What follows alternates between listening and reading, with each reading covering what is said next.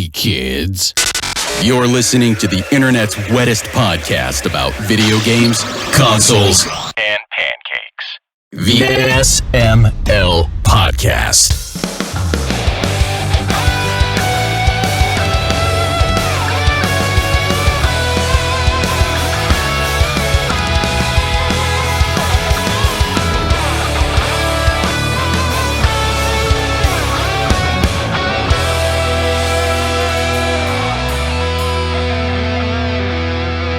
What's up, everybody? This is the SML Podcast. I am your host, Joe. Joining as usual, Cole. How are you doing? I'm fine. You're fine. Yay. Yeah. Good night, everybody. We're done here. It feels like we're done. After last episode, we covered all the E3 goodies with our party cast. And this episode is just us again. Yeah. Yeah. We're all alone. It's very uncomfortable. I moved my microphone and now it feels even further away, even though I moved it closer. I don't understand how this is working. How does that math add up? I don't know. Proud of you. I feel like I have to lean 3 miles to get to it now. So what's good? How was your week? We have some time to just bullshit for a little bit. So what's going on? We got a new kitten. Tell me about the kitten. Kitty. My sister was feeding a stray cat at her apartment, which she should not be doing at all because she's allergic to this fucked cats anyway. But about 5 weeks ago, she messaged me. She's like, I think the cat is sick. And I'm like, why do you think the cat you've been feeding is sick? And she goes, it got really skinny all of a sudden. I said, that cat's not sick. That cat's a mama. Yeah. And sure enough, about a week and a half or so ago, she's like, I saw a kitten. I was like, I told you. And so there were an undisclosed number of babies. We didn't know how many there were, but pretty much everybody in the apartment had been taking care of the mama cat. Like they got one of those old plastic igloo-looking dog houses and put a pet bed in it so that she could have somewhere safe for the kittens other than just being under a shed. No. But there are foxes and they are close to the highway, and so there was a lot of concern. Yeah, that's why we have a whole bunch of cats now. Yeah, so when my sister was like, I think I can get them all adopted but one. And that one was Solid Black. And it sounds stupid to say it out loud, but it's very true to the area that people here think black cats are a sign of witchcraft or are possessed by the devil, and they won't adopt them. Well, based on Predator and her attitude, I can confirm the devil thing. So they can't adopt them out around here. Even the local animal shelter has a no adoption of cats in October, of black cats in October kind of thing. It's impossible to get black cats adopted. So that's how we ended up with Raven. I think I spoke on that before, that David's ex-sister-in-law, her new husband, was like, if that black cat is here when I get home from work, I'm going to kill it. And so we took him. Wow. And she called us, and the first thing she said is, you're the only people I know who will take a black cat. So there was a little tiny black kitten, and she needed a home. And so I stopped at my sister's after we dropped number one off at the college for the week. And, I was hanging out with my sister for a little bit. First time I got to see her in 16 months. And she was like, do you want to see the kittens? And I was like, well, I'm not a fucking idiot. Yes. And David reached into the thing and picked up the little black kitten, and it was clawing and hissing and so angry. And then he handed her to me, and she just settled down, and I was like, okay, you're mine. Goodbye. And we left. I couldn't let her go. I fell in love with her instantly. Nice. So she's here now. The funny thing is that I wasn't totally convinced that she could eat solid food on her own. We went ahead and took her early because of the like all the risk of her being where she was. No. And so I was like, I'm not convinced that she can eat on her own. And I tried to give her like some wet cat food that we had got for her, some kitten food. She just wouldn't fucking touch it. And I was like, cool. I'm going to have to baby feed this little motherfucker. Right? And so David went and got a little bottle and some syringes and eyedroppers and kitten formula.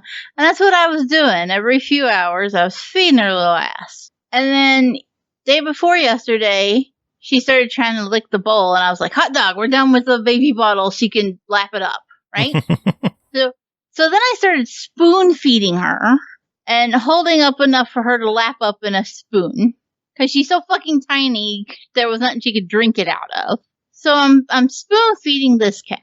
And then yesterday, number 3 was like, Luna is sitting in the cat dish. She might be hungry. Oh, and I geez. said, what are you talking about? She's sitting in the cat dish. And she goes, she's eating cat food. And I said, are you sure? She said, yeah, she's sitting in it. So I went back there to where the cat's auto feeder is, and all I could hear was crunch, crunch, crunch, crunch, crunch, and there was a little black fur ball sitting in the bowl. Oh, there you go. And I was like, you little shit, you've had me spoon feeding you, and you could have ate yourself. So she's doing great. Little bitch. And the funny thing is that if you would see her right now and the way she interacts with us, you wouldn't know she was feral 3 days ago. Like, when we first picked her up, she was clawing and she was pissed. It was just dumb luck that she was in that little carrier and David was able to grab her at all. No. And, I mean, she was pissed. She was pissed the whole way here. She was pissed when she got here. She hid under a kitchen cabinet the whole first night. I was like, whew, I've stepped in it with this one. And now she's just like, she purrs and she rubs on you and she comes to the sound of a spoon clinking against a bowl. I like how you've described like a month of cat ownership that happened in 3 days. 3 days! It's been wild. She's just like attached to the boys act like she's been here all along. It's insane. The best part was yesterday, she was doing everything she could to copy them, right? And Castiel, like, has one of them big scratchers in the bathroom because he likes to scratch on that door frame. So I've got like a scratcher on it so he doesn't tear up the door frame. And he did that great big stretch, and Castiel's a big motherfucker. He weighs about 14 pounds. And he did a big stretch and was clawing at that. And then he leaves without, any fanfare because it's what he does all the time. But the whole time Luna was sitting there watching him do it. And then after he left, she kind of looked around for a few seconds and then went over to the door frame and stretched her tiny little heart as much as she could. And she was scratching at the door frame, but it was like ½ inch above the floor was the best she could do. She was so proud of herself. She strutted out of that room with her tail up, just ding, ding, ding, ding, ding, ding. And I'm like, you gotta be kidding me. You didn't even get close to it. God. I'm gonna have to get her own little tiny scratcher to put down where she can reach it. We have a fun cat story as well. Our Jelly is very floofy. I'm not sure if you've seen pictures of her, but she's incredibly floofy. And Ashley was like, we need to find some way to trim her. I'm tired of cleaning poop out of her fur. It's just getting irritating. So now Jelly is basically just fur on her head. Jelly has been shorn. Oh, no. She looks adorable, and she is so tiny. That's the amazing thing. Like, once you like trim down, it's like chows. I had a chow as a kid. My sister shaved that chow one summer, and I was like, "Where's the fucking rest of my dog?" She looked ridiculous. Oh my lord. Anyway, E3 was this week. We covered all the big stuff already. So let's just deal with a couple of scraps. Sure. We don't know what's joining Game Pass yet. We haven't had a new update for what's joining Game Pass, but we did find out that a bunch of games are leaving Game Pass at the end of the month. I'm sure in the next few days we'll hear more about what's joining. I know we're getting Dungeons & Dragons Dark Alliance on Tuesday. That's joining Game Pass. Yeah. But a bunch of games are leaving, and there's some heavy hitters leaving. It's a bummer to see some of these going. Outer Wilds. Really? Monster Hunter World. Oh, no. Marvel vs. Capcom Infinite. Okay. Battle Chasers Night War. Okay. Soul Calibur 6. Oh. The Messenger. I need to play that real quick. And then Mistover and Out of the Park Baseball 21. Wow. Yeah, a lot of games leaving. So hopefully... Man, I might need to take advantage of that 20% to buy Monster Hunter World, because I have the DLC for it that was gifted to me because I was just playing it while it was in Game Pass. Shit. I haven't finished the DLC. Well, jump on it. Monster Hunter time. Is it on sale now anyway? I feel like with the big Xbox sale going on, that it might actually just be on sale for normal. Monster Hunter World. Let me see. Click. Yeah, it's only $14.99. There you go. Do it up. Yeah. Yeah, I think I still gotta pick up the Messenger. How much is that one? I don't know. I wanted to play it, but it was one of those, like, I don't know if I have the hitherto to play it, if it's going to be accessible enough, right? Yeah. So I wanted to try it, but I better do that soon. Yeah, that one's still $18. Damn. Yeah. Well, it's on my wish list, so eventually. Whew. Yeah, Game Pass. Good old Game Pass. Hopefully we'll find out more about what games are joining Game Pass soon, because that's a lot of games that even they got to do something to make up for it. I know they announced how many games at E3, but those are all, like, most of them are months away. Yeah. So we need some good replacements now. They did do all of the Bethesda ones, a bunch of them, but still, it'd be nice to see some good, solid third-party replacements. Yeah, especially with how big some of those games. Yeah. But we talked about Super Monkey Ball Banana Mania during the Nintendo Direct. It was later confirmed to be releasing on Switch, Xbox One, Series X and S, PS4, PS5, and PC. So it's hitting everything. Yay! Oh, I did not expect that. I'm excited. I can't wait. I love my Monkey Ball games. Yeah, I've never played it. So maybe now it's time. Yeah.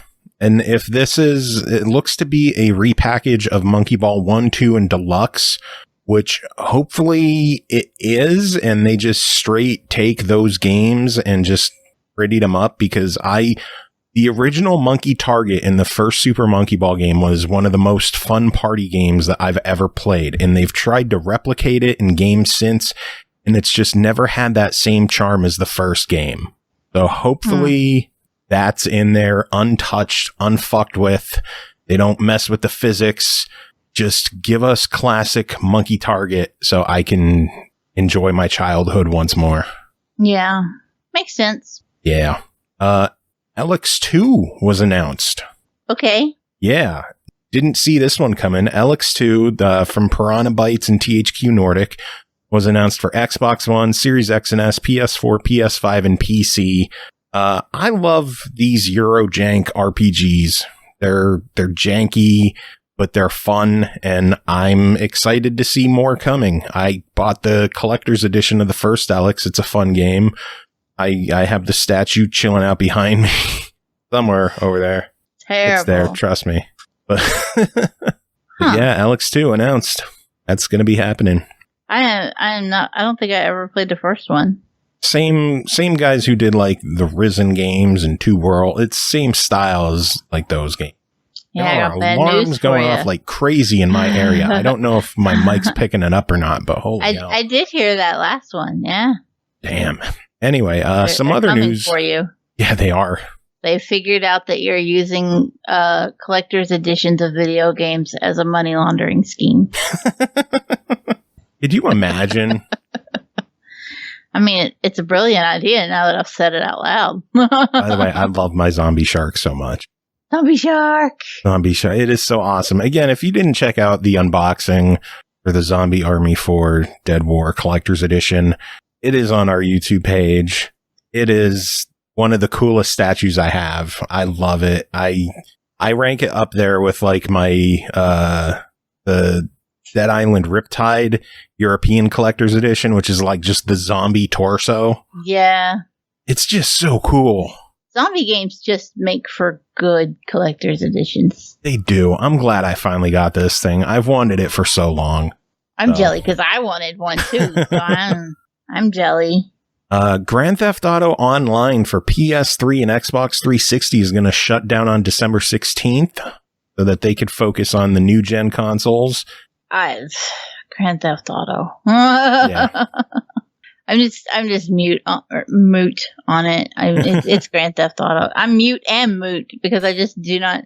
It's Grand Theft Auto. I don't give a fuck. Shut it down. Shut it all down. Max Payne 3 and LA Noire are also going to be losing their online features for LA 360. Noire had online? It was just like stat tracking and stuff like that.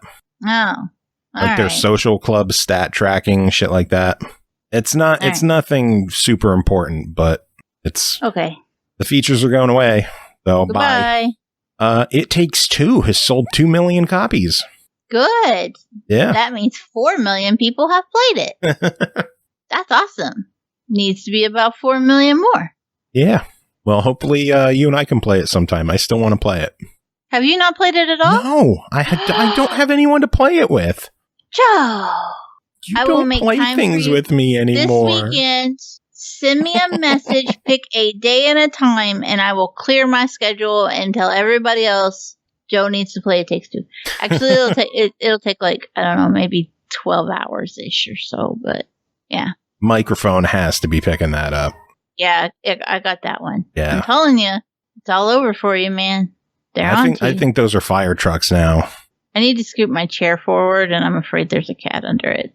Pre in chat, play things with me. I want to play more Knockout City. We played that last night too. I love Knockout City so much. I'm having so much fun with it. Is if I'm playing something on Xbox, I can't see my computer anymore because in order to do all the business shit, I had to move to the other side of the room where I had more space. And so now I can't see the Xbox and the TV and my computer at the same time. So if I'm already over there, you have to message me on Xbox. So if you message me on Facebook and I don't answer and I don't see it, I don't have a phone beside of me because it's probably still under my bed. You still haven't found it? No. What the fuck? I haven't looked either. I've just accepted that it's gone. I need to go, like, I'm thinking about going and just adding Alon to the phone that I got for David and actually getting me a real, actual good phone. You should. But what's the fucking point? I don't go anywhere. I'm telling you, use it for the Game Pass app so you could get all the extra quests. You know how many reward points you're missing out on?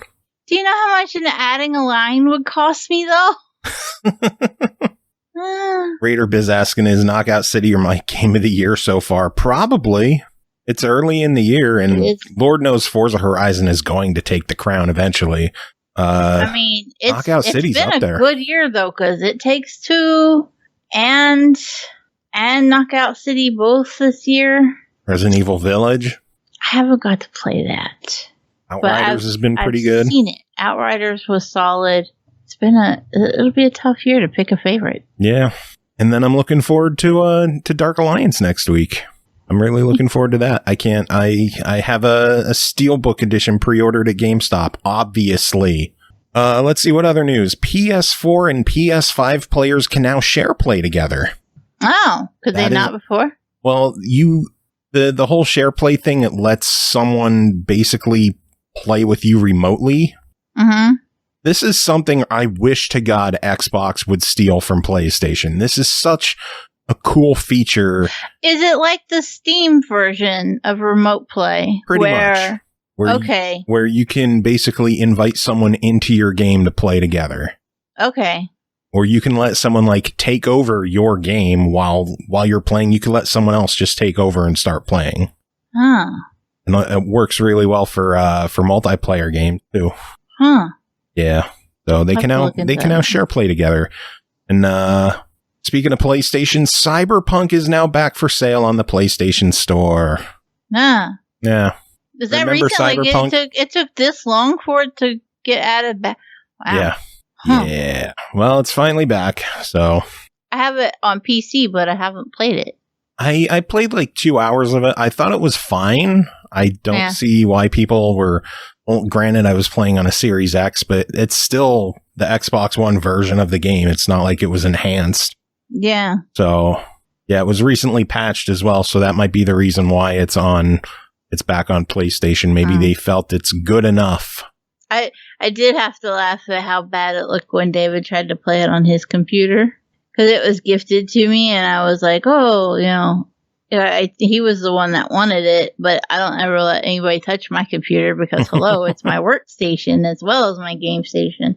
And so he was like, oh, I'm going to load it up on my computer. And I was like, good luck. Because all he has, if you're not game inclined, his graphics card is like 10 years old. I got it on a Facebook Marketplace deal for $50 2 years ago. Maybe more than that. So it's outdated and it cannot run Cyberpunk at all. And I thought he was going to cry when he loaded it up. And it was just like everything was super low poly and there were no faces. And I was like, no, it's supposed to look that way. Trust me. He was mad. Oh, gee. So he took over playing it on my computer and he's played a little bit of it, but I haven't had a chance to start it at all. Because if I don't review it, I don't get to play it. Tim's the rules. Yeah. That's how I feel. I just downloaded the new update for Elder Scrolls Online and I'm like, I'm going to play this. And then I saw that Phantasy Star Online 2 New Genesis released and that's updating. I'm like, I'm going to play this. And then I play Knockout City. The only thing I have been able to carve time out for is Cozy Grove. And that's because Cozy Grove will literally only let you do a set number of quests per day. And then it cuts you off. And it's like, come back tomorrow. And because of that, once I've hit my quest, I'm like, okay, that's my free time. I have to go. And so that keeps me in line because otherwise I'll sit and play Griftlands for 8 hours and then be like, shit, I forgot another review game. And that would be bad. Did you forget any tonight? No, but I was ham-fisting one in at the end there. Oh, gee. Last bit of news I have before we get into our reviews is that Xbox Design Labs opened back up. Yeah, and with new colors. Yeah. The shock red, the blue, and I think the neonish greenish color, wasn't it? I don't remember. I was like, okay, that's great. I have an Elite, so I probably won't use it. And it makes me sad because I really want a Design Labs controller, but I'm one person and I only need so many controllers. I know. I want a Design Labs one too, but I already have my Elite. I literally have no reason to get one. I just want one. The sad part was for our anniversary, David wanted to order me one with our wedding date on it, but it was still closed. And he was out of luck. So maybe if I do end up getting one, it'll be that. But I mean, technically, I could get one for the Xbox in the living room, or I could get one for the Rock Band Xbox, or I could get one to use on the PC. So the options are endless. Well, see, but for me, like, I just take my Elite back and forth. I don't. I don't sync. I don't bother syncing it here, syncing it there. Like, my Elite controller is for my Series X. Like, if you could look at my desk right now, I have a blue controller on my computer for my computer. Then I have my white controller for my Rock Band computer. I have my Elite controller for my Series X. I have my Xbox 360 controller for that. PS5 controller on my desk. And then up top, I have another regular controller for my Series X for when my Elite controller's charging. No. Yeah. I'm so triggered. I have so many controllers available. Now, to be fair, we do have a bucket of controllers. And that just sits on the TV stand, and it's just in case somebody's gonna play co-op and needs one to take to another Xbox or something. And then it's just like, if there's friends over or whatever and they go, oh, we're going to play something like Overcooked. And I'm like, just grab a controller and see y'all later. Bucket O controllers. It literally is. You know, like those canvas square tote buckets? Yeah. I ordered some on Amazon that were almost twice the size of like the normal ones. And it just sits on the shelf and it's just full of controllers. So there's 360 controllers in it. There's Joy-Con in it. There's Xbox One controllers. There's an extra Elite controller. Jeez. Yeah. If there's a controller that comes in this house, it finds its way into the bucket eventually. But nobody ever goes without a controller in this house. That's good. Yeah. Which is cool, though. Everyone. Like, because when you consider, we have the 2 Xboxes and the 2 PCs, and so there's always somebody on a device somewhere around here that could use a controller. I could always use the Design Labs controller to link up to my iPad as well. I just need another one for the bucket, I guess. Anyway, No Time for Games is asking, what do you think of the updates to Ubisoft Rocksmith? I'm basically still just going off the information that you gave me. I need to go back and watch the conference because I want to know how it's going to work without using the Rock cable. Yeah. Oh, is he talking about Rocksmith Plus? Yeah. Like, I understand how it works with the cable because I've played regular Rocksmith on my Xbox One. Mm-hmm. I've played bass on it. I'm terrible at it, but it's fun to dick around with. I don't understand how it's going to work without, like, the fact that you can use your phone as a microphone. Yeah. Like, I don't get it. I don't know. It's weird. That's all they showed was a dude with their phone and playing along with it sitting there. I was like, okie dokie. So that's the best I've got for you. I'm not musically inclined enough to understand any of that.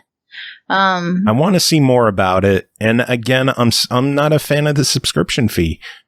From what I hear, it's like $100 for a year right out of the gate. Like, what the hell? Again, and then what about all the songs I already own for Rocksmith? Do those carry over?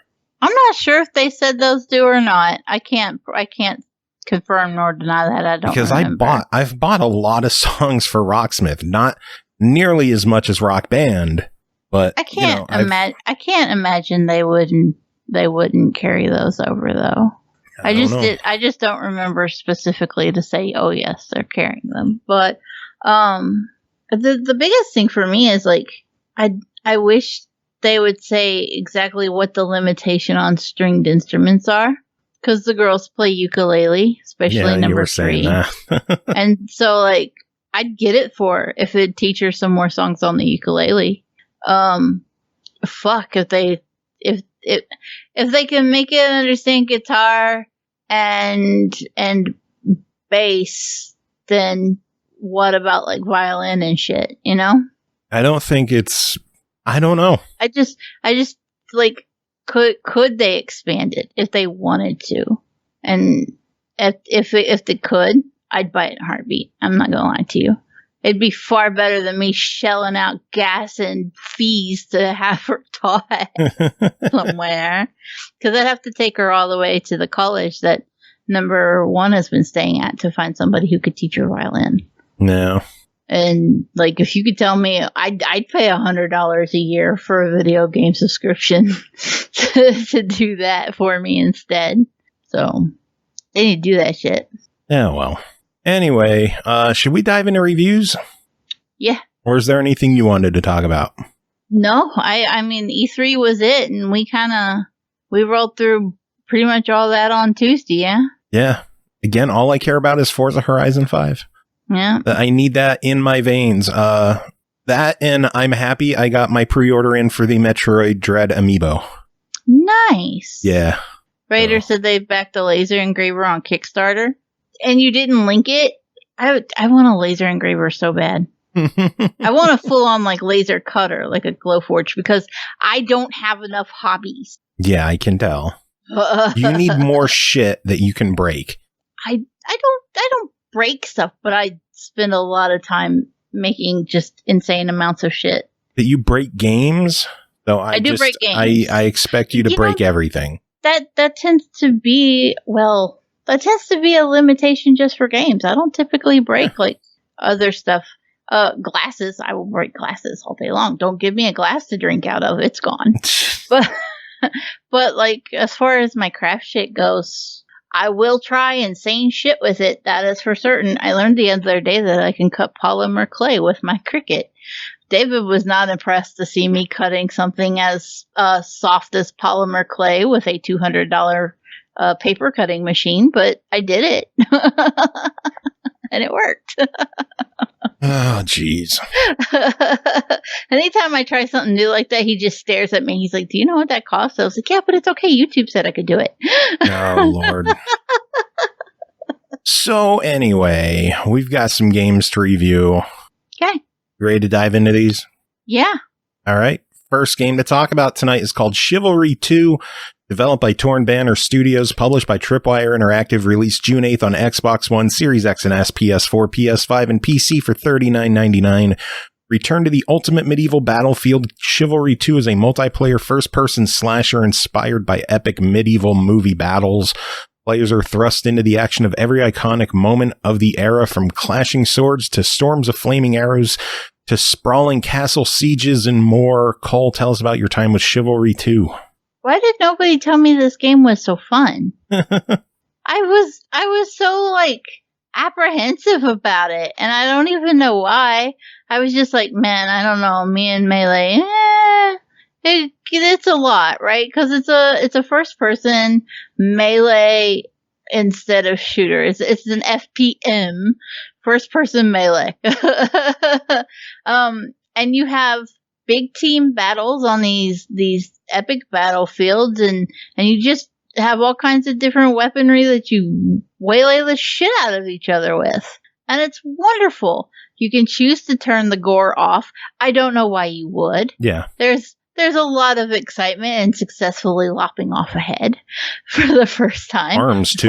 Those are fun. For the first time, for the 100th time, for the 1,000th time. It's still exciting. I have to laugh because the moment a game gives me the option to play with a bow and arrow, I'm in. I love archery. I've never been able to do it in real life. My kids can do archery. They're fantastic at it. My husband bow hunts. I can't so much as pull a string back for the life of me. But I love to do it in video games. And so Chivalry is very much, I just refer to it as a first person melee, right? You just beat the shit out of each other. But Chivalry 2 lets you have a bow and arrow if you want it. Why didn't nobody tell me that? I was just like standing in all these random parts of the maps, climbing on top of buildings and shit, and just pew, pew, pew, pew, the little arrows everywhere. And there is nothing worse than, as nice as lopping off a head is, watching an arrow lodge in somebody's eye because you shot it just right. So good. It's so satisfying. Fuck watching people like make paint or mix brownies or whatever it is that we think is satisfying. It's an arrow in the eye. I'm telling you. A well-placed arrow can do a lot for your mood. It was just, I was so into it, and I was not expecting to be whatsoever. I was really surprised by how into it I got. I really thought you would have a lot of fun with this one, just because you love just endlessly murdering other people online. And I'm good at it. Yeah. I think I was afraid I wasn't going to be good at it. I thought that it was going to require more like stealth and precision, and you really just go in and slam the button and hope for the best. Like, you can be really careful about it, but fucking who cares? Yeah, there's tactics. There's a tutorial that teaches you like countering and blocking and dragging your attacks. No, you don't have time to do any of that. No, when it's the heat of the moment, you're just fucking hitting the button, hoping for the best, blocking when you can, and then dying repeatedly. There's a reason why these games have like life counts of 250. Yeah. And the funny thing is David was watching me, and I was playing a game. I had the bow and arrow out, and I dropped like 5 people in a row, and I ran out of ammo. And the guy realized it and charged at me. And I just like threw my bow at him and turned around and ran and was like, no. He beat the shit out of me. I deserved it. David was just watching me like I had no idea that was going to play out that way. And I was like, I literally threw my bow and hoped for the best. That's beautiful. I thought I was going to freak him out enough if the bow came flying at him that I could get away. I didn't. That's beautiful. That's the kind of like delightful chaos that you're just going to run into. Like you may be, top of the battlefield and just blowing people away. And there was one match, I didn't even know there was a catapult on that map, but the other team did. And you would just see bodies just randomly start flying, and I'm like, they're fucking catapulting us. It's just chaos, and it's just delightful. I will say, though, you mentioned the tutorial. I don't think the tutorial properly prepares you. It tells you how to do all of the like strategies and stuff, but it does not prepare you. When I was standing on the battlefield and I'm out of ammo, I wish the tutorial had told me how to swap my weapon over, because it was like 6 matches in before I realized I had a knife in my pocket. Things could have went a lot differently. I knew I didn't just have to throw my bow and run. I might have gotten 6 kills instead of just 5. I'm lucky to get like 1 in a match before I die. Oh, we gotta play. Like I was finishing matches with like 21-3. Jeez. I was just going through it, leaving blood and gore and eyeballs in my wake, and it was wonderful. That was one of those where I was like, I can see myself getting in trouble just playing too much chivalry. But yeah, I do wish, if I had any gripe about it at all. 2 gripes. There's no subtitles after the tutorial. So subtitles would be good. That's a thing we need. And the tutorial actually telling you, hey, fuckstick, this is how you swap your weapon would be really helpful. Yeah. Those are the only things I really have to bitch about. I have a bitch. My special edition content won't fucking work. Oh, no. Yeah. I have the special edition of the game. I'm supposed to get the special edition goodies like armor sets and whatever else, whatever I could live without armor sets and stuff, but it's supposed to come with like 1,000 crowns, which is the premium currency. Mm-hmm. And it'd be nice to get that. Yeah. It's supposed to come with 1,000 crowns and 5,000 gold. I have 0 crowns. I have reinstalled the game multiple times. I've deleted and reinstalled the special edition content multiple times. I've restarted. I've hard reset. It's just not giving me my fucking content. They said you need to get good. Yeah. I don't get it. I don't know why it's not working. I think I'm going to try downloading it on the living room console and installing it there and seeing if it gives me my stuff. Maybe it's an issue with like the home console. Yeah. I don't know. I want my shit. That's a shame. I didn't buy any special editions. Special wet pancakes. So I can't speak on that, but that's a shame. Yeah. So I was tempted to buy some crowns and unlock some outfits, but if the special edition content didn't work for me, I don't want to fucking try with anything else. Yeah. Apparently it was a known issue and they got it fixed for some people. I've been trying to keep up on the subreddit and see if there's been any information, but I don't know. I'm going to have to just try emailing them directly and asking what's going on. Yeah. Sounds like that's what you need to do. Yeah. But overall, $40 on Chivalry 2. What are you thinking? I think if you enjoy, first person shooters and you're on the fence, you just need to fucking buy it. And I think if you don't enjoy first-person shooters, but you want to enjoy first-person combat games, this is your chance. And if you just enjoy chaos and gore, you're double happy. I'm triple happy because Latino Heat just dropped 100 biddies. Woo! For Yay! chaos and gore. Yeah, and if you're on the fence about Chivalry 2, Carnage and I are doing a giveaway. So nice. Check out our Twitters. I had a teacher in high school who, whenever we talked about wars, would scream, teeth, hair, and eyeballs everywhere. And that's all that was going through my head when I was playing the game. Was just teeth, hair, and eyeballs. Yep. Carnage informs me that the contest ends tomorrow. Dropping bits! 50 biddies from No Time for Games. Thank you so much. Everyone's dropping biddies today. Thank you. It is good to see the biddies dropping into the cup, the heart bouncing and coming to rest.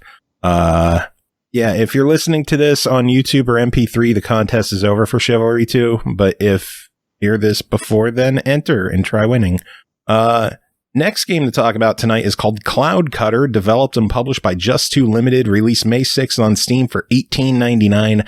Cloud Cutter brings you classic arcade shoot-'em-up gameplay and top-notch graphics. Enjoy intense, fast-paced, explosive action full of epic destruction, arcade-style power-ups, lasers, and of course, huge multi-stage boss fights. Paul, tell us about your time with Cloud Cutter. Cloud Cutter is one of those that... I swear when I say this, it's going to sound more offensive than it is, okay? Hear me out. It is every shmup you have ever played, right? But made pretty. Because if you've grown up with shmups, if you play a lot of them, like I do, Chris plays a lot of them, he'd understand. He'd get it. Then you're already just going to load up Cloud Cutter and know exactly what you're doing. You have your jet and you're shooting shit. There's helicopters, there's other planes. Sometimes there's a submarine. Sometimes there's missiles on the ground that you can shoot at or buildings you can blow up.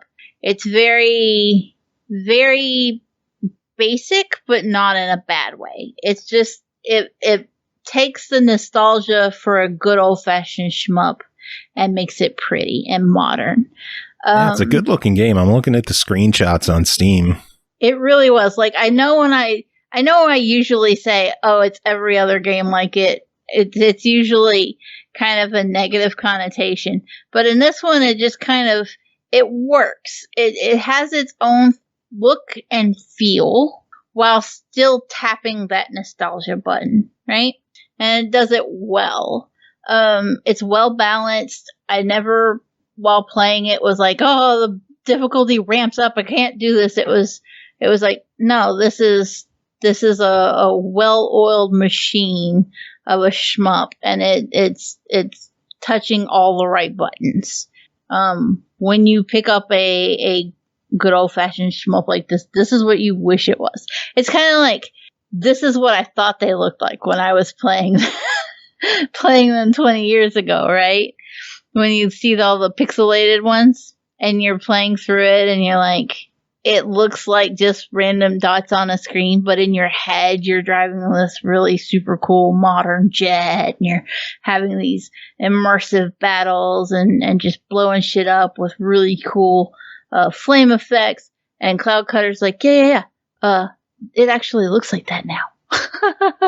And it plays well.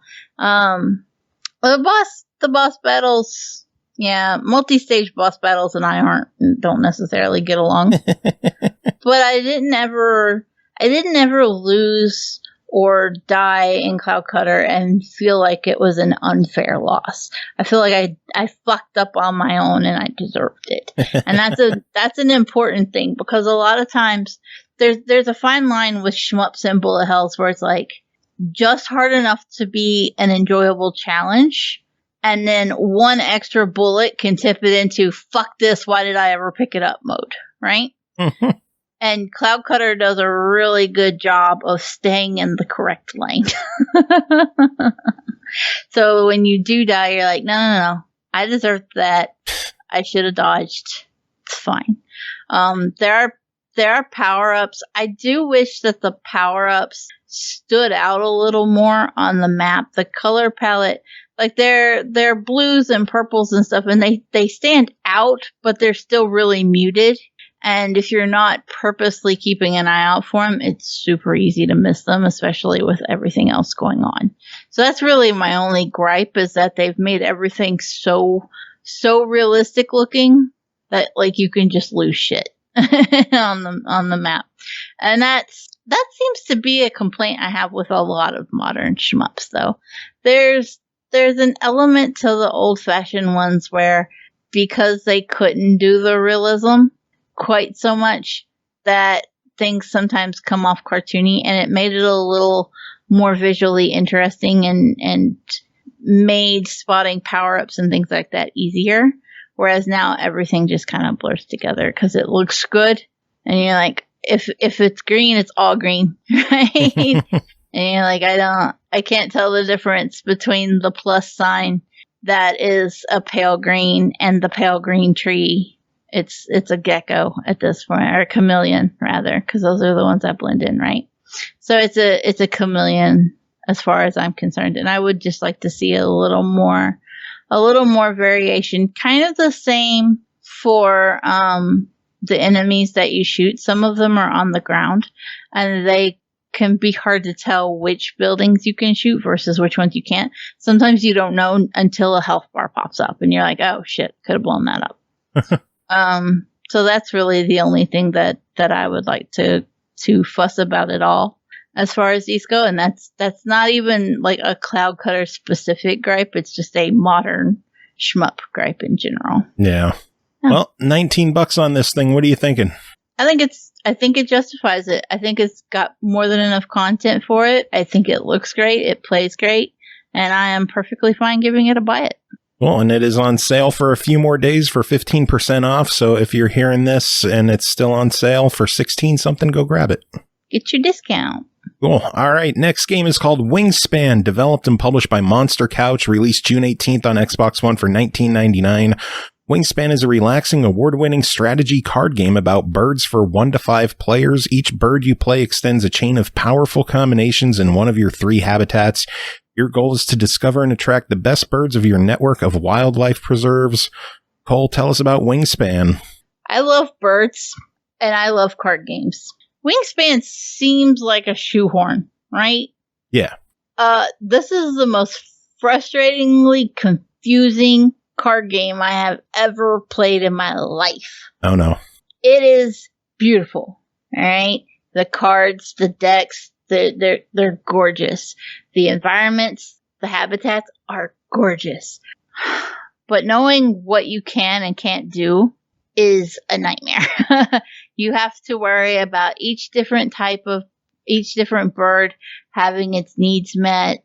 Like, you have to place it in the right habitat, and only certain habitats can give you eggs, and certain habitats can give you more cards, and certain habitats can give you birds of prey, and they have successful hunts, but only in between rounds, and it doesn't make sense. Like how Carnage says, took like a half hour to do the tutorial, and I still have no idea what I'm doing. I did the tutorial and played 2 other full-ass games, and still sat there and was like, I'm so confused. Everything I tried to do, the game told me I couldn't do, and then when I did succeed and do something that the game would let me do, it just meant I was losing against some mysterious other player against me that was a cat person, and I don't know what I'm doing in this game. I've never felt like such an idiot. And there have been some really big, I feel like an idiot times. Raider Biz just looked at the trailer for it, and I don't know what the fuck is going on. And I can't tell you, like, anything I say is just not going to make sense. You use your bumpers to move in between the habitats, but like I said, you have to have an egg on some other bird's card so that you can hatch it, and like you might have an egg on a quail but you can hatch a red-tailed hawk with it. And I'm like, I don't understand the logic in this. This doesn't make sense. I feel like this is one of those where, like, they tried to take a successful board game, because it is an actual hand card game that you play with other people on a tabletop. And it's wildly successful. And then they tried to make a video game out of it, and it just didn't work the same. I would guess that it doesn't help that there's like 170 unique birds in the game. You can't learn any one set of rules. So like every one of them has their own, and it like it puts on there, oh, this bird can only be put in this habitat, or it can only have this. But there's so many varieties and variations and just different ways to approach it that you never know what the right choice, or if you're doing something, if it's going to be successful. Everything is just like, I would need 3 years of playing this game hardcore before I could sit down here and tell you what I'm actually doing in it. Dark Mika, I didn't know there was 170 different types of fucking birds in existence. Yes, Aki, there are a lot of bird types out there. There's probably more than 170. There's probably I can think of 170 variations of chickens. So. Oh, geez. Well, this, I think Wingspan has an uphill battle going for it. I gotta think that $19.99 price tag isn't helping matters. I think if it were an easy to pick up, easy to get into kind of game, I could easily go, yeah, it's cool, it's great, it's worth it, it's really well done. Like, it's not that the game is bad. It's not that the game isn't well made. It's not that the art isn't good. It's not any of the things that I would objectively look at and say, is this a bad game? I can't say it's a bad game. But what I can say is the learning curve is so steep and it's such a niche game that I don't know who the fuck would play it if I couldn't. Because I'm in those niche elements that it's going for, and I couldn't do it. No. So who the fuck can? And if you can, great. I'm really proud of you. Congratulations. Enjoy your game. But this is not a game that is made for general players. No. You have to already be into this. And if you're not, this probably won't win you over. No. No. What can they do to fix it? Just a better tutorial, a more comprehensive tutorial? What can they do? The tutorial does a good job of explaining the elements of the game, but I would like to actually see the game broken down into smaller chunks. So rather than just throwing the whole deck at you at once, maybe break it down to where you are learning how to use only a certain type of deck, which has a certain set of qualities to it that goes well together. Teach you how to build these decks rather than just throwing them at you and going, good luck, bitch. Because the game very much is like, we're going to tell you every single rule you ever needed to know. Good luck, bitch. And that's it. But it doesn't actually tell you, it doesn't do anything to teach you how to actually play. It doesn't tell you how to actually make moves or what kind of combinations are good. It never goes into any kind of build-up of, this is what makes a good hand. It's just, well, you got what you got, deal with it. And when there's 170 types of cards, and it's never narrowed down beyond that, it can be really impossible to learn what actually works well. All right, well, we got to move on. Can't all be winners, but next game to talk about is called Infinitrap Rehamstered, developed and published by Shadebob Games, released June 16th on Xbox One for $12.99. Infinitrap Rehamstered is a hardcore top-down platformer where you play as the world's second best adventurer, Ohio Jack, as he explores nasty, nasty dungeons full of death traps. Our friend Serlina covered this one, wrote in a review. This is what she's got to say. Hello, SML friends and fam, it's your girl Serlina, and this week I'm reviewing Infinitrap Rehamstered for the Xbox One, developed and published by Shadebob Games. Infinitrap Rehamstered is a roguelike dungeon puzzle platformer where you play as Jack, a seasoned adventurer who is hunting for the Cup of Infinity to grant him immortality. Oh, and to also escape the never-ending dungeon that he's trapped in, that's important too. Let's get on to the review. Infinitrap doesn't really have a story as much as it has a MacGuffin to use to show off its exposition and dialogue, which I'm completely fine with. Normally, I'd roll my eyes at this sort of thing, except the dialogue in this game is really, really funny.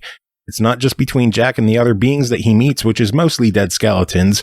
It's also the little helpful blurbs that you'll see on loading screens or the signs that were created by the wizard who's trapped you in this dungeon.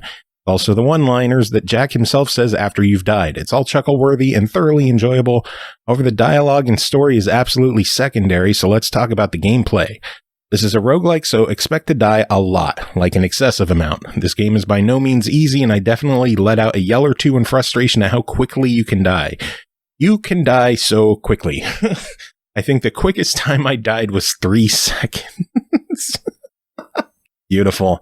Wow. My defense of this game, let me say that the controls in this game are fairly ridiculous, but we'll get there in a second. The ways to die in this game are deliciously varied, ranging from pitfalls, dart traps, rolling rocks, zombies, and lava, to name a few. You'll become intimately familiar with these ways of dying, and you will hate them. You'll have to contend with spider webs, which will slow your character down when you walk over them. This is a blessing and a curse, so walk over them with caution. Let's talk about the controls. Okay, so they aren't terrible, but they aren't exactly convenient. In this game, you can jump, obviously, slide, and crouch to help you survive each level. Sometimes you'll need to do all three in rapid succession in order to avoid death. Personally, I found the button mapping to not be in my best interest, so I fiddled around with that to help. One thing that was interesting is if you run uninterrupted for a few tiles, you'll speed up. You can also jump farther depending on the speed of your run and if you're able to master the slide jump. Again, this is a blessing or a curse, so be aware. Let's talk about level design. With this being a puzzle game, the level design is quite lovely. There's no linear path to complete each level, which I like. I also like that you can block yourself off from the easiest way to get to the end, and you can pay for that in death. I really enjoy the unreliable narrator parts of the game. See, you can't be sure if you can trust the hints, the skeletons, or the signs. There's also floor traps that you can trigger other parts of the dungeon to appear or disappear, making your life easier or harder. How will you know? Literally F around, find out, and be prepared for death. Time is also a factor in this game. Now you can play on puzzle-only mode, which removes the timer, but I played the game as normal. You only have a certain amount of time to complete the levels, and if you run out of time, that's death by ghosts. Apparently the ghosts don't like it when you lollygag in their levels. It's great for speedrunners, though, who always want to do these things as efficiently as possible. You do have an hourglass item that will restore some of your time, but they aren't always easy to find, and sometimes they can hinder you in other ways, so be aware of that. Infinitrap Rehamstered is available to buy right now on Xbox One and other platforms for $9.99, and should you buy it, is it $9.99? $12.99. I have $12.99 in my notes. Now I gotta like look and double check. Shit. Is it one of those where it's more expensive on one platform than another, maybe? I don't know. I'm loading it up to look. I already own it, so I can't. It is $12.99 on Xbox. So, surly. What's it called again? Infinitrap Rehamstered. Yeah. It's available on Xbox One, and should you buy it? Oh, yes, you should absolutely buy it. Unless you aren't a fan of roguelike dungeon puzzle platformers, then you won't like it. The humor won't be enough to make you a believer. Still, the game is really fun and fairly difficult, but I enjoyed playing it even when I was screaming in frustration. But yeah, it's $12.99. I think it's $9.99 on Steam. That might have been what's... Yeah, it is. That's what I was looking. Oh, well. Next game to talk about is called Let's Cook Together, developed and published by Yellow Dot, released June 11th on Xbox One for $12.99. Some games, just like food, are way more enjoyable when shared with someone else, so get one yourself, add one partner, mix it well with flying food and a pinch of challenge powder, and there you have it. Let's Cook Together, a bonding couch co-op experience for 2 players. Cole, how many of your daughters did you piss off playing this game? We were playing, number 2 and number 3 were playing with me under a shared controller circumstance, wherein one of them would play with me for one level and then the other one would take the controller and play the next level. And that's because this only has, it's local co-op only, and it is only for 2 people. So you can't, it's not like Overcooked where you can have a whole kitchen full of people to run over. It's just the 2 of you. and the screen is broken down into half. So each one of you is locked onto your half of the screen. And there's a large countertop in the middle. Unlike, it's going to be impossible not to compare this to Overcooked in every way. As soon as you see it, you're like, yeah, that's like Overcooked. Although the premise of the game, for the sake of the levels, is that you're filming a cooking show. So you have the levels are broken down into episodes, and then the episodes are part of a larger season or a series. Depending on where you're from, I guess. Don't they call it series instead of season overseas? Anyway. But yeah, we call You're focusing on the wrong thing here. As soon as I said it, and I was like, now my head's confused, but I'm pretty sure I'm correct. Anyway, you're filming this television show, so you have the different levels for each day, and then you start off with more basic recipes, like just making a plain burger where you fry the beef patty, put it on a bun, send it out. There's a set number of dishes that you have to produce, and they will show up a couple at a time in the dividing counter. Now, in Overcooked, you could use any counter space like that to pass things back and forth between each other, but for Let's Get Cooking, your only option for passing items back and forth is to throw. So you can't put things down anywhere on the counter unless you have purchased a tray. And then you have to purchase the tray upgrades to get extra trays so you have places to put things. This is my biggest gripe with the game, because just fucking put it on the counter. Like 90% of the struggles with my kids was that they couldn't just set things down.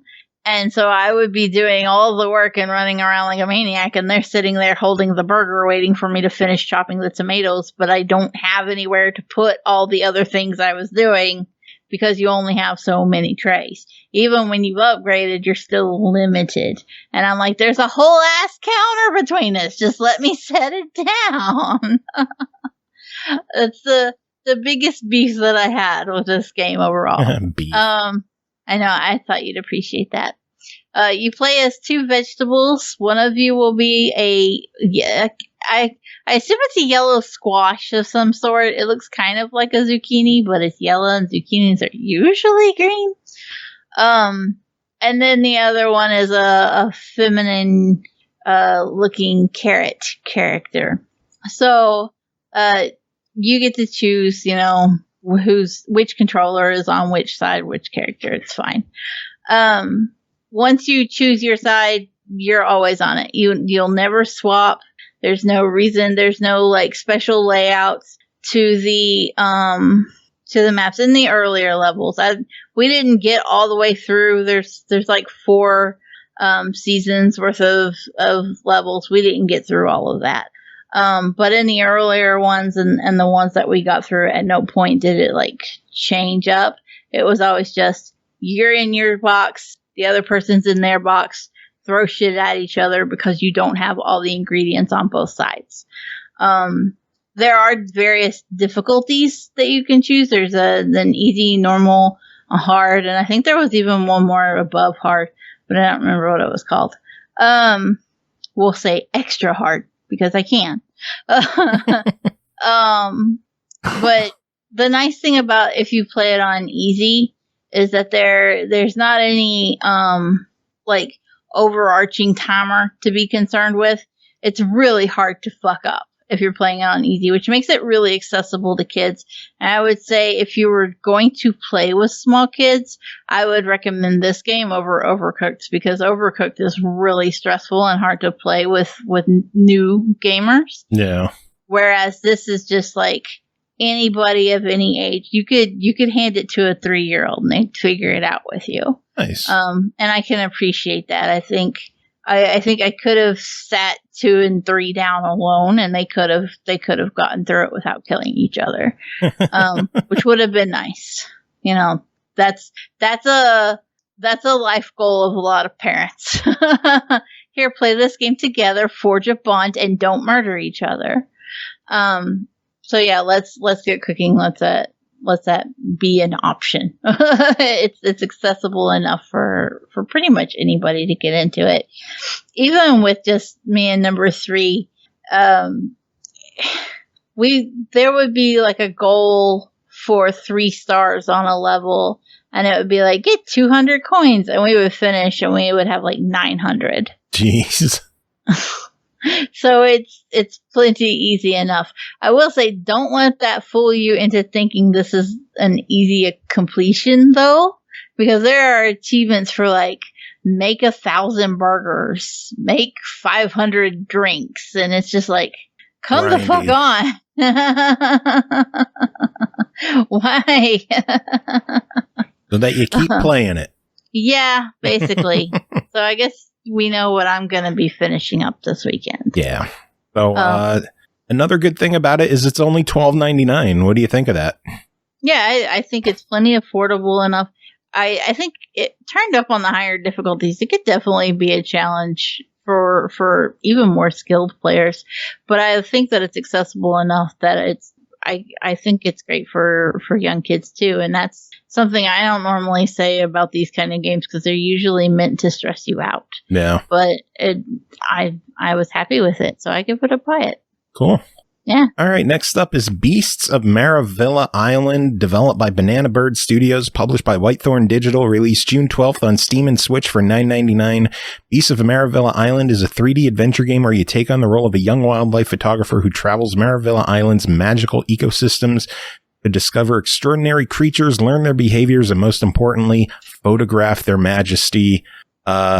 Aki was supposed to join in on this one, but she had some tech issues that the devs are looking into, some kind of black screen issue on PC. But you had no problems with this, so tell us about your time with Beasts of Maravilla Island. I had a great time with this game. Sometimes you just need something that still challenges you just a smidge, but lets you relax and just enjoy it at the same time.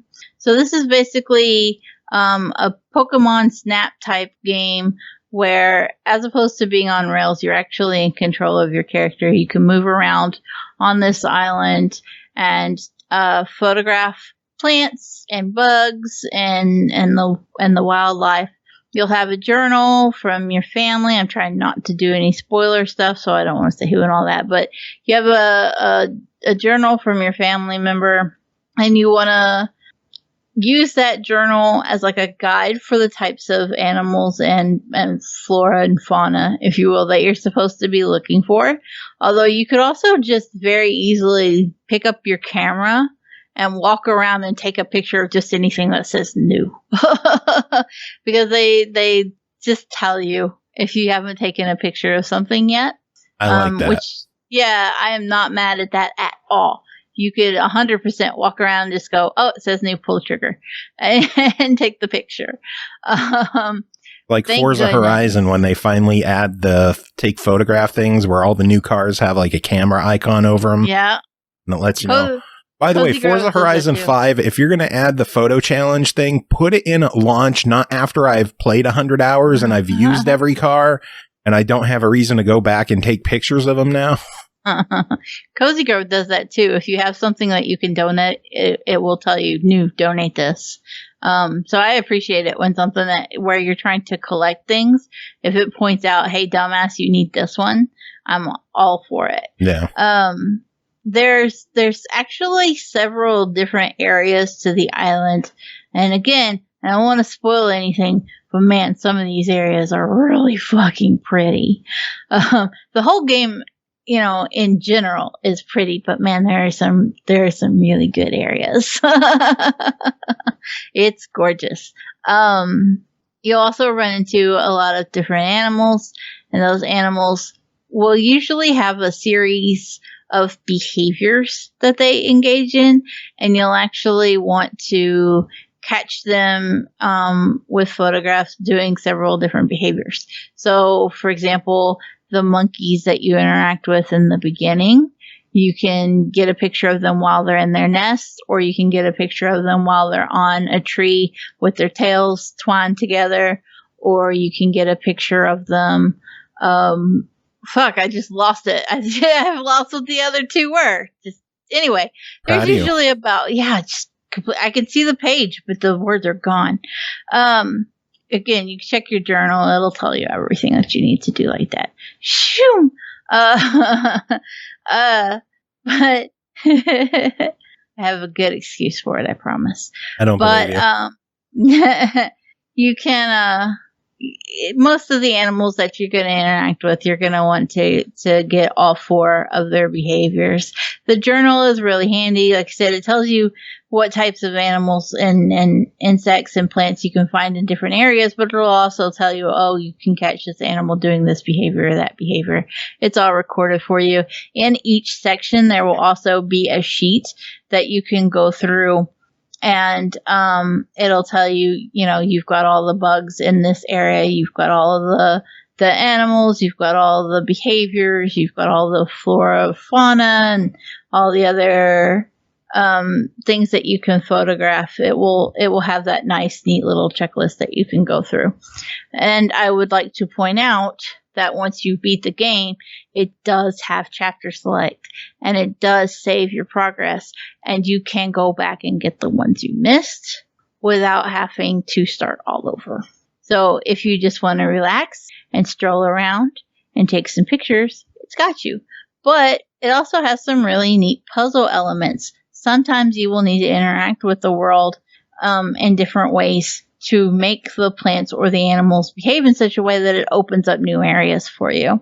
One of the earlier ways that you'll do this, for example, is you use your camera flash on a certain type of flower, which makes its petals open up, and then those petals shine a light onto another flower that will grow a beanstalk so that you can climb it to get to a new area.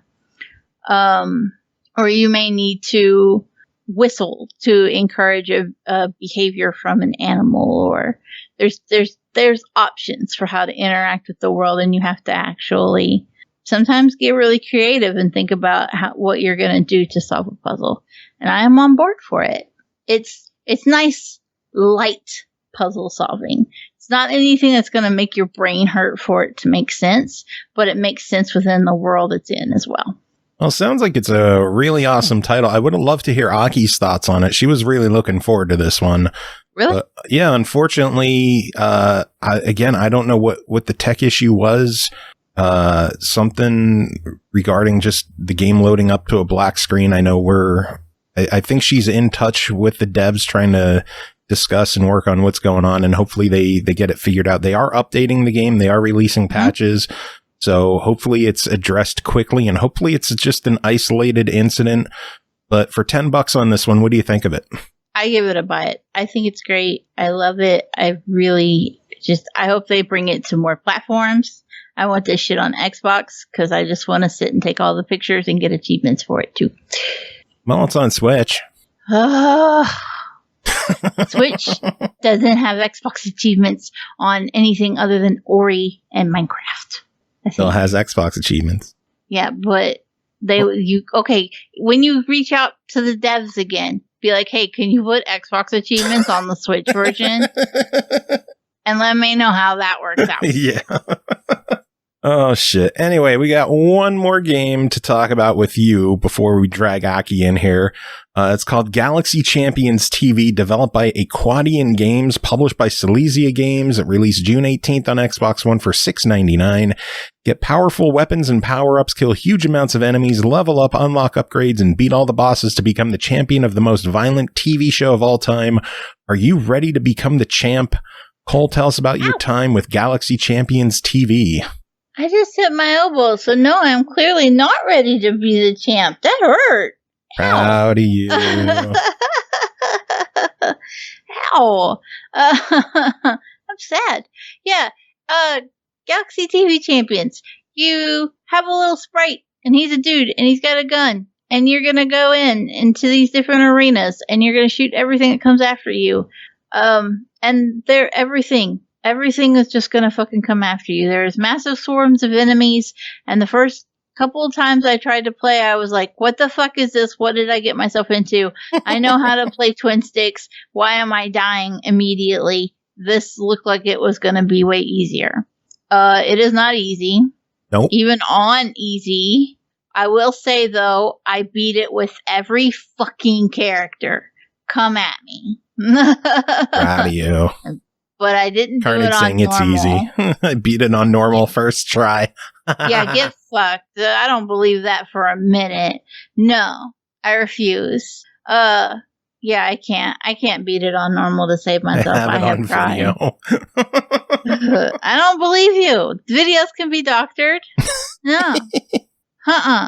So, tell us more about the game. It's hard. But I still enjoyed it. It's that there's a cat playing on my foot. I was about to scream because something furry touched me, and I wasn't expecting that. I thought it was gonna be easier because I do play twin stick shooters a lot, and I was like, I got this. I'm in here. And I was surprised by the difficulty, but I wasn't put off by the difficulty in such a way that I didn't want to keep playing. Because obviously I just set it to easy because I'm a bitch, and then I beat it with all the characters, and I was very proud of myself. Yeah, shout out to the devs for making easy mode genuinely approachable because it gives you 99 continues. Yes. The only difference between easy and normal is how many continues you get. On easy, you get 99, and on normal, you get 3. The biggest difference for me, it was whether or not I could drop it or not. It depended on RNG and what kind of power-ups I could get. So whenever you get enough of the little orbs that drop, you get experience, you level up, and then the shop becomes available after you beat a level for whichever level you're in whenever you hit the cap, right? I'm going to go shopping with the 100 biddies that Chris just dropped. Chat. Whee! Thank you, Chris. Hooray. So yeah, then, when the shop comes up, initially you have 3. Sometimes you can get a perk which will let you have 4 or to choose from, but generally you're going to have 3 options. And the perks that you can choose range from upgrading the weapons that you have available all the way to unlocking shields, to having drones drop, to upgrading the drones so that they shoot fire or lasers or all kinds of different things. You are overwhelmingly swarmed with enemies in every room you go into. And if you are going to succeed, you need to learn how to dash. Dashing is the only way that you're going to get anywhere. And for me, it's actually kind of a hard mechanic to get used to because my head just goes, face tank it, shoot everything. Good luck. But on easy mode, you can do that. Yeah, a little more. But even still, you kind of need to dash. So once I got dashing into my muscle memory, it was a lot easier and I was doing a lot better. And I would say I could probably load it up and beat harder difficulties in a couple of tries if I wanted to put that effort in. But I'm happy with where I'm at on it. I beat shit and I was like, this is good. Well, another good thing is it's only $7. So what are your thoughts on Galaxy Champions TV being $6.99? I think it's a good price for it, honestly. It's one of those that the price just fits for the amount of game that you get. I was a little apprehensive that I was going to replay it even after I beat it the first time. But then I was just like, well, now I've got new characters and I have to. These are easy achievements at this point, right? Yeah. So before I knew it, I thought I might have an hour and a half into the game. About 5 hours later, and I was still just rolling through, shooting things mindlessly and enjoying it. So yeah, I think the price point's perfectly fine, and I'm good giving it a buy it. Cool. Carnage saying, hope they fix the broken achievements. So it looks like there might be some borked chivos that have to be addressed. Yeah, I forgot what they were, but yeah, there were a couple that were 0% that there was no way somebody hadn't done them. Yeah. Oh, well, moving on. Next game to talk about is called Later Daters, developed and published by Bloom Digital Media, released June 9th on Xbox One for $14.99.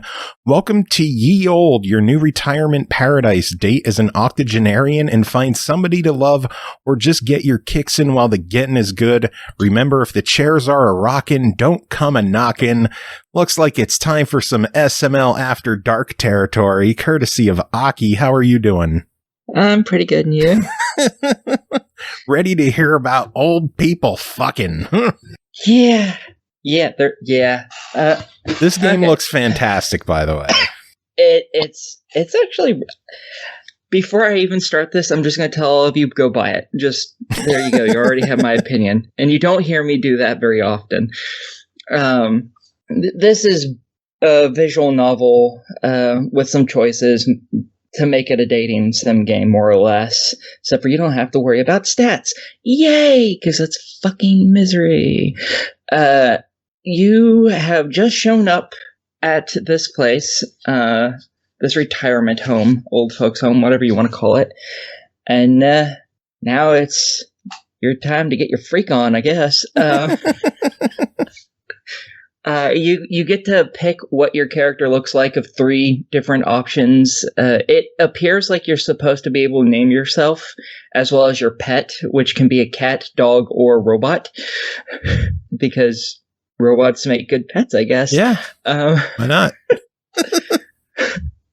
My opinion, though, the pets are only really there for the very first chapter so you can meet everyone, because they get away from you almost immediately after getting to your room, very first day, and that's how you meet everybody, is the pet just happens to run into the room. I don't know how that works with the fucking robot, because I chose the dog, clearly. But yeah.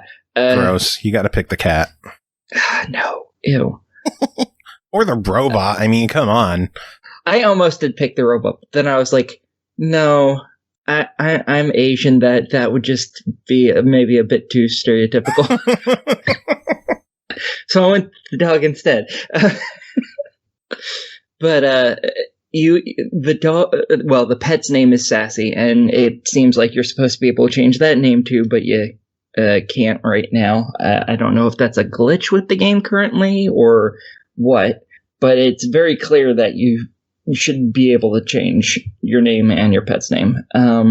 But you're brand new to this place. You meet the lady effectively in charge, who's a gabby, gossipy shit that I can't stand. She's one of the choices of people you can try and bump uglies with if you're into that. And there's another new recruit? I don't know what you would call this. I guess new recruit. I'm just going to go with that, even though that doesn't work. Named Cindy, another person that you can go after. And you get introduced to all the main characters of the cast almost immediately, because, again, your pet gets away. You meet Maria, the best character. You meet Ajax, a prior rock star and film star. Blair, a complete piece of shit in every conceivable way. He cheats people out of money by using marked cards, which you learn immediately. Albert, a really nice, quiet old guy who takes care of plants. Ruben, who has very severe dementia already right at the beginning of the game.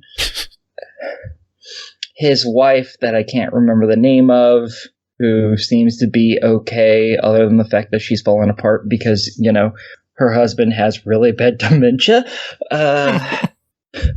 And those are all 8 of your choices. You get to choose.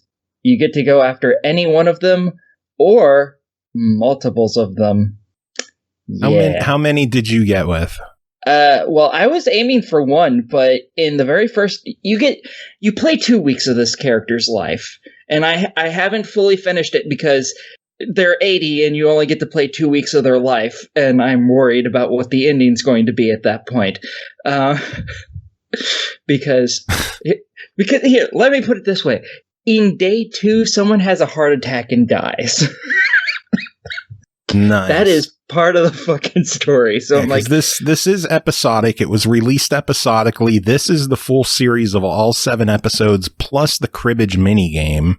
yeah, cribbage is hard because that's the first thing I did. I've never played play cribbage, so I don't know. I wouldn't know where to begin with playing cribbage. I know it explains it very, very easily. It's just I'm not good at it. Because I had never played cribbage either. I was like, oh, minigame. Hell yeah, I don't know what the fuck this is. Let's play it. And it teaches you pretty well. I'm fucking terrible at it because it teaches you the basics. And then you play to figure out really how to develop strategies. And I'm not good at strategy at all. So I did win the one and only game I played that took me like a half hour because I'm bad at the game. Don't think it's supposed to take that long. But that is its own separate thing from the actual game. You get to that in the main menu as well. But let's see here. I went after Maria, obviously, because she's the best. And I also decided, hey, why not date the rock star too? So I went after Ajax as well. Those are the two I was aiming for. And in the first of the 2 weeks, I happened to... And let me just point this out. It was accidental. Keep that in my accidental. Okay? I already don't believe you. No, it was accidental because you know, I somehow provoked an orgy. I don't know. I just don't know. And that was just the first week. You got a heart attack, you smoke a lot of dope, and you have an orgy. God damn. And it's only $15. So tell us, what is your verdict on Later Daters? Yes, get it. It's really funny. All the characters, even Blair, who's a complete piece of shit, has some soft, gentle side to him. But this isn't just a comedy. And that's something to keep in mind. Because, again, the second day in game, someone has a heart attack and dies. And they go to grief counseling, most of the people there do, and they actually talk about stuff that makes sense for people their age, and so it can get kind of emotional and a bit sad too at points. But most of it is fairly lighthearted, probably the makeup for the fact that, like, the lady with the husband who has dementia, her biggest fear, she was like, is either I die before him and leave him to my family because he has dementia. She's like, that's a lot of work that she doesn't want to have them do, or he dies first and I feel guilty because I'm happy to have the burden off me. So it's like, it deals with some serious shit in a very blatant way, but then most of the rest of the game is much more lighthearted to make up for that. Because they're old people. They have serious issues, but they're old. They just want to fucking enjoy what's left of their life. So what little is left. Yeah, it does deal with both. Oh, so man. I think everyone should get this. It was really well written, and it was just a very pretty game, and it deals with stuff in a very, very realistic, good way. I thoroughly enjoyed it. Cool. Sounds good. All right. Well, that is it for this episode. Made it through another one. We did it! Yay! Hooray! Hey. Does anyone have any final words? Kitty!